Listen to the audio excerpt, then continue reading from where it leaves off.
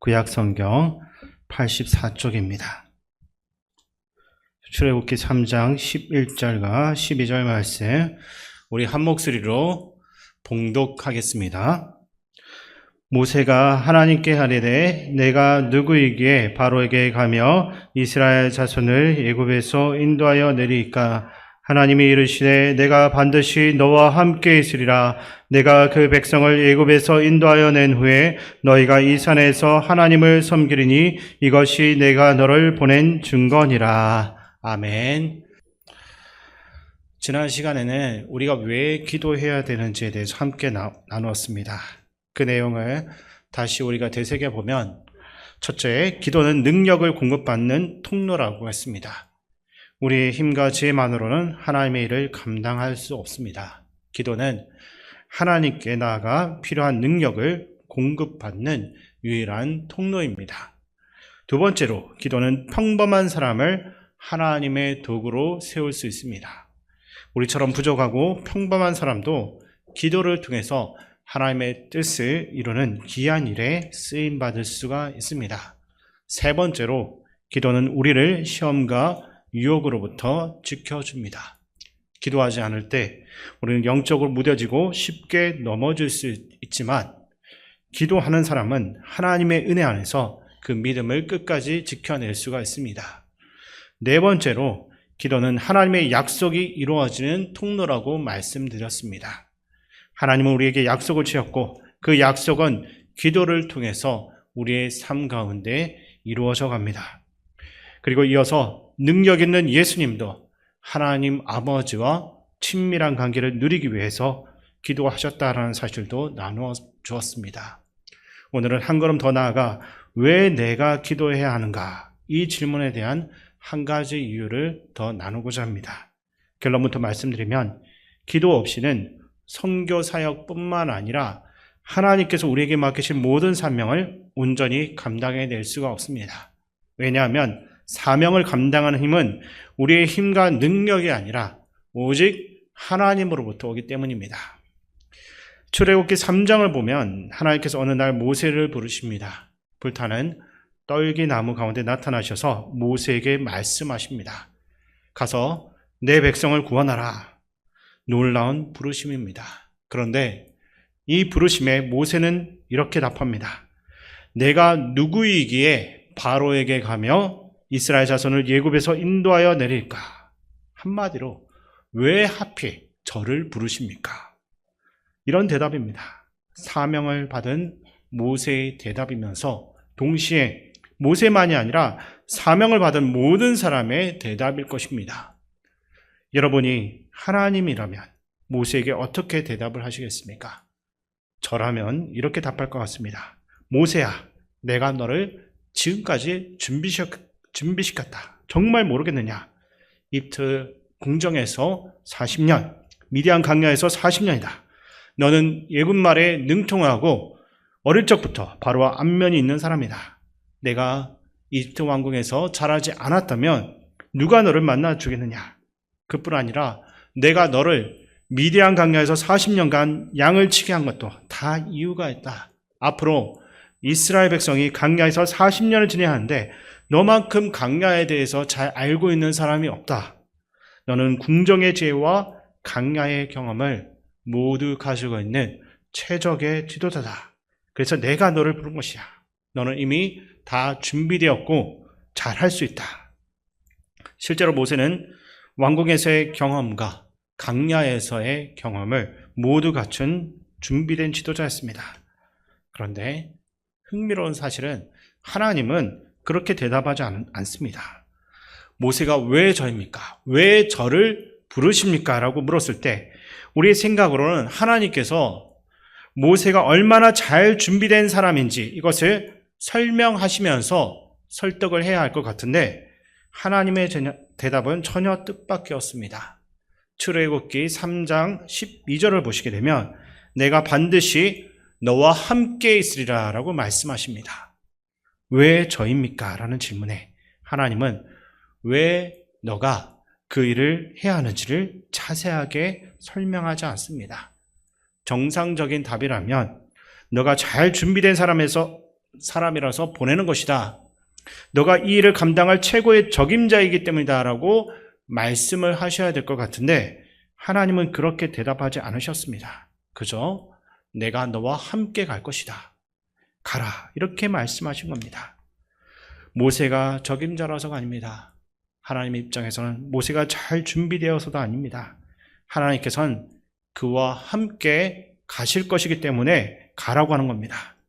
이 말씀을 뒤집어 보면 이런 뜻이 됩니다.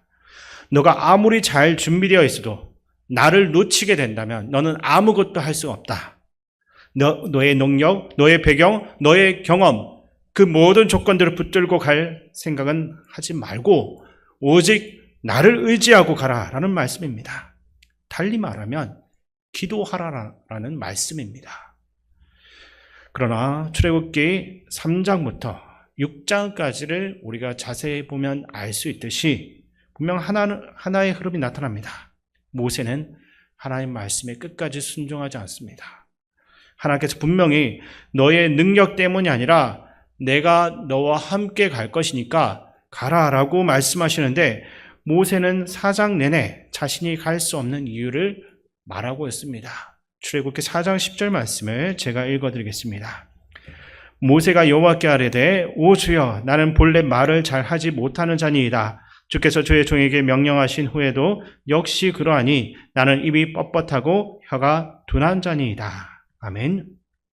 하나님은 분명히 모세의 능력과 상관없이 함께 하시겠다라고 말씀하셨습니다. 하지만 모세는 계속해서 저는 부족합니다. 저는 능력이 없습니다. 라고 답합니다. 그래서 하나님께서 다시 말씀하십니다. 내가 너의 입과 함께 있어서 할 말을 가르칠 것이다. 하나님께서 반복해서 말씀하신 것은 능력을 걱정하지 마라. 내가 너와 함께 할 것이고 너가 할 말을 가르쳐 주겠다는 겁니다. 그런데도 모세는 끝까지 받아들이지 못하고 보낼 만한 자를 보내십시오라고 말합니다. 우리는 흔히 이러한 태도를 겸손이라고 생각합니다. 그러나 이것은 진정한 겸손이 아닙니다. 하나님께서 내가 너와 함께 할 것이고 내가 다 이루겠다라고 말씀하셨는데도 계속해서 저는 부족합니다. 저는 할 수 없습니다라고 거부하는 것은 겸손이 아니라 하나님을 신뢰하지 못하는 태도입니다. 하나님을 믿지 않는 겁니다. 하나님께서 하시겠다라고 분명하게 말씀하셨는데도 자신의 부족함만 바라보며 순종하지 않는 것, 이것은 오히려 교만이 될 수 있습니다. 하나님은 처음부터 끝까지 내가 너와 함께 갈 것이니 나를 믿고 가거라 라고 말씀하십니다. 그러나 모세가 끝까지 주저하자 하나님은 아론과 지팡이를 허락하십니다. 결국 모세는 아론과 함께 하나님의 능력을 상징하는 지팡이를 들고 바로를 찾아갑니다. 모세는 이제 당당하게 바로 앞에 서게 됩니다. 말 잘하는 아론이 곁에 있고 기적을 행할 지팡이가 그의 손에 있었기 때문입니다. 그런데 결과는 어떻습니까? 바로는 모세의 말을 듣지 않았습니다. 오히려 이스라엘 백성의 노역은 더 가혹해졌습니다. 이전에는 벽돌을 만들 때 필요한 짚을 제공했지만 이제는 그 재료까지 스스로 구하게 하면서 그러면서도 또 벽돌 수량은 그대로 채우라고 명령합니다.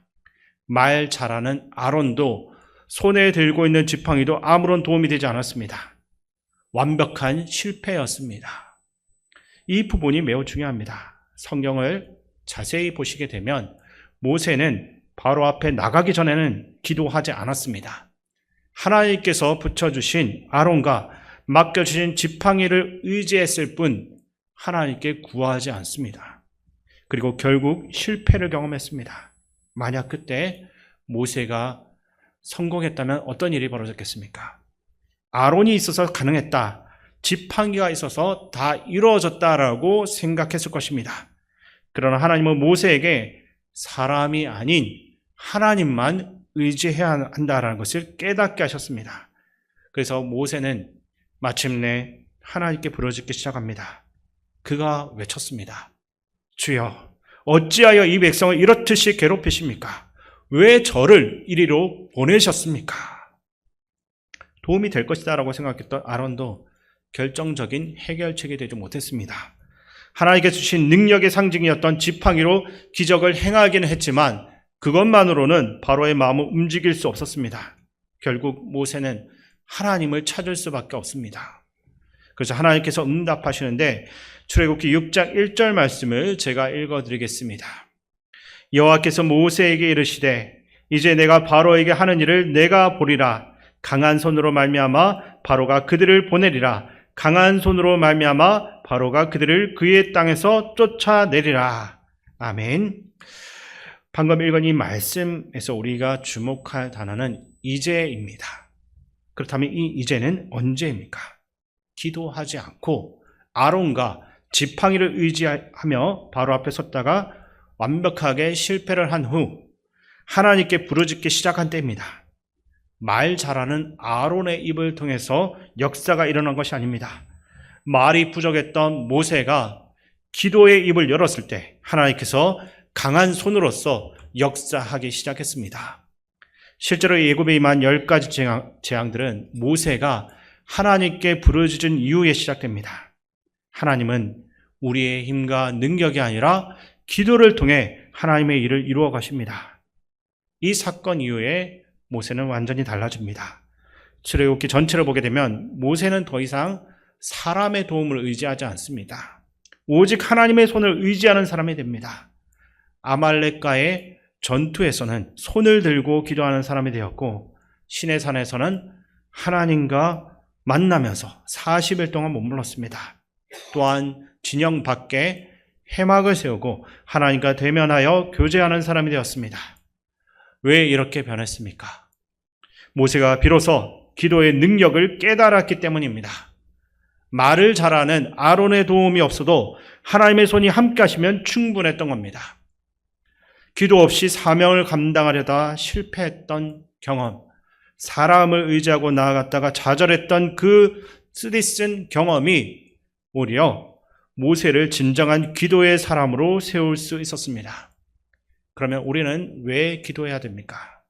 처음에 말씀드린 것처럼 하나님께서 맡기신 그 사명을 감당해야 하기 때문입니다. 하나님께서 우리 각자에게 사명을 맡기셨습니다. 그러나 하나님이 우리를 부르신 이유는 우리가 잘 준비된 사람이기 때문이 아닙니다. 그 일을 가장 잘 감당할 적임자이기 때문도 아닙니다. 하나님은 자신의 능력으로 이루실 그 모든 일을 우리에게 맡기셨습니다. 우리는 하나님의 일을 이루어가는 주인공 주체가 아니라 하나님의 손에 붙들린 도구입니다. 그래서 우리는 기도해야 합니다. 모세만 사명자가 아닙니다. 모든 그리스도인들, 이 자리에 함께 있는 우리 모두가 하나님께 부름받은 사명자입니다. 예수님께서는 제자들에게 지상 명령을 내려주셨습니다. 너희는 가서 모든 족속으로 제자를 삼아 아버지와 아들과 성령의 이름으로 세례를 베풀고 내가 너희에게 분부한 모든 것을 가르쳐 지키게 하라. 이 사명은 그 당시에 제자들에게만 주어진 것이 아니라 오늘 우리에게도 주어진 사명입니다. 그런데 우리는 사명을 앞에 두고 왜 하필 저입니까? 라고 묻습니다. 자신의 부족함과 준비되지 못함을 계속해서 바라보기 때문입니다. 그러나 하나님은 우리의 능력을 보시고 부른 것이 아닙니다. 하나님이 함께 하시기 때문에 맡기신 겁니다. 예수님께서도 제자들에게 이렇게 말씀하십니다. 볼지어다 내가 세상 끝날까지 너희와 항상 함께 있으리라. 사명자는 자신의 능력이나 연약함만을 바라보는 사람이 아니라 함께 하시는 하나님을 바라보면서 끝까지 기도하는 사람입니다. 우리의 힘으로는 감당할 수 없지만 기도할 때 하나님께서 일하신다라는 사실을 잊지 마시기 바랍니다. 앞으로 교회에서 어떤 직분이나 섬김을 맡게 될 때 왜 하필 저입니까? 라고 묻지는 않기를 바랍니다. 여러분이 자격이 있어서 부름받은 것이 아닙니다. 하나님께서 맡기셨기 때문에 감당할 수 있습니다. 그러므로 저는 아직 준비되지 않았습니다. 라고 모세처럼 머뭇거리면 안 됩니다. 하나님의 일은 우리의 준비와 노력, 힘으로 이루어지는 것이 아니라 하나님께서 함께 하실 때 이루어집니다. 사명자에게 필요한 것은 단 한 가지 기도밖에 없습니다. 기도 없이 사명을 감당하려고 하면 모세가 했던 것처럼 실패할 수밖에 없습니다. 그러나 그 실패도 때로는 은혜가 될 수 있습니다. 실패를 통해 우리는 내 힘으로는 어떤 것도 할 수 없고 하나님을 의지해야 된다라는 사실을 깨닫기 때문입니다. 혹시나 여러분 가운데 기도 없이 자신의 힘과 능력으로 가정을 세우려고 하다가 어려움을 겪고 있는 분이 계십니까? 기도 없이 자녀를 양육하다가 한계를 느끼고 있는 분이 있습니까? 또는 기도 없이 맡겨진 사명을 감당하다가 실패하고 좌절한 분이 계십니까? 예수님께서 말씀하십니다. 나를 떠나서는 너희가 아무것도 할 수 없음이라. 우리가 기도해야 하는 이유는 분명합니다. 우리에게 맡겨진 사명을 감당할 능력이 우리 안에는 없기 때문입니다. 그래서 기도를 해야 됩니다. 우리의 힘이 아니라 주님의 능력으로서 감당해야만 하기 때문입니다. 지금까지 실패의 경험 때문에 낙심한 분들이 있다면 오늘 하나님의 위로를 붙드시기 바랍니다. 그 실패는 끝이 아니라 오래전 모세가 출애굽기 5장에서 경험했던 하나의 가정일 뿐입니다. 모세가 하나님께 부르짖을 때 하나님께서 이제 내가 하는 일을 보리라라고 말씀하셨던 것처럼 우리도 하나님께 나아가 부르짖으면 하나님께서 강한 손으로 우리와 함께 역사하실 것입니다. 여호와의 눈은 온 땅을 두루 살피사 전심으로 자기에게 향하는 자들을 위하여 능력을 베푸십니다. 사람은 부족하고 연약하지만 기도하는 사명자는 하나님의 능력을 반드시 경험합니다. 우리 모두는 하나님께 부름받은 사명자입니다. 가정에서도, 직장에서도, 교회에서도, 그리고 앞으로 우리가 나아갈 태국 땅에서도 하나님께서 각자에게 맡기신 사명이 있습니다. 그렇다면 우리의 힘만으로 자녀들을 바르게 세울 수 있겠습니까? 할 수 없습니다. 그러므로 기도하는 부모가 되어야 됩니다. 그리고 우리의 열정과 노력만으로 저 태국 땅에서 하나님께서 맡기신 사명을 이룰 수는 없습니다. 선교의 열매는 우리의 계획과 능력으로 맺어지는 것이 아니라 함께 기도하는 그 순간을 통해서 하나님의 은혜로 맺어지게 되는 것입니다. 그러므로 기도의 무릎으로 준비하고 기도의 힘으로써 사역하시기 바랍니다. 하나님의 일은 우리의 능력으로 이루어진 것이 아니라 기도를 통해서 역사하시는 하나님의 능력으로 됩니다. 우리 모두가 기도하는 사명자로서 살아가면서 하나님께서 행하시는 놀라운 그 기적들을 경험하는 모든 성도님들 될 수 있기를 주님의 이름으로 축원드립니다.